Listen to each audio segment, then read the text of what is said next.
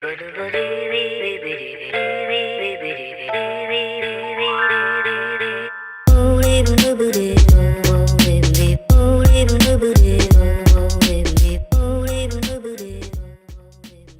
there are a bunch of different reasons why you should definitely prime the surface that you're about to paint on, especially if that surface is wood.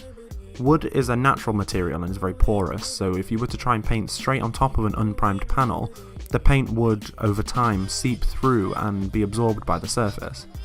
This not only changes the way that your painting will look, but it will also weaken the actual wood itself. To prime wood ready for painting, this is what I do. Firstly, I'll just dust off the surface just to make sure that I'm not painting any dust or dirt actually into the layer of primer. Then I'll take a brush, usually just an old interior decorating brush since they're wide and really cheap. I dip the brush in some sort of acrylic gesso primer. For this one in particular I'm using golden gesso and grounds gesso, and I just start painting the first layer. At the end of the layer I'll try and unify the brush strokes so that they're all going in the same direction. I'll then leave it to dry, and by leave it to dry I mean I'll probably plug in a hairdryer and blast it. After about 5 minutes of this, it should be totally dry. At this point, I'll use my super fine sanding block. You can buy these at basically any hardware store. It's literally just a block coated in fine sandpaper.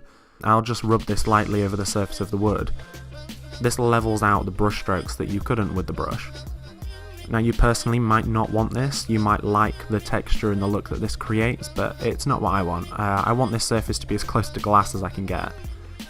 After sanding, I'll just glide over it with some tissue or cloth, just to get rid of the residual powder that's created from the sanding. Once that's done, I'll go again, dip and spread.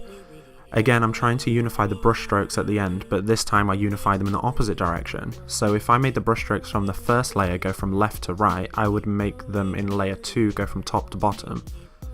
Again, I'll just bring out the hairdryer and blast away. Once this is dry, I repeat my sanding process and wipe the surface, and then I paint my third and final layer of primer, again unifying the brush strokes in the opposite direction to layer 2. After sanding and wiping down the final layer of primer, you're basically good to go. I hope you enjoyed the tutorial, and if you did, please hit like and subscribe. If you have any questions, just leave them underneath the video. Bye!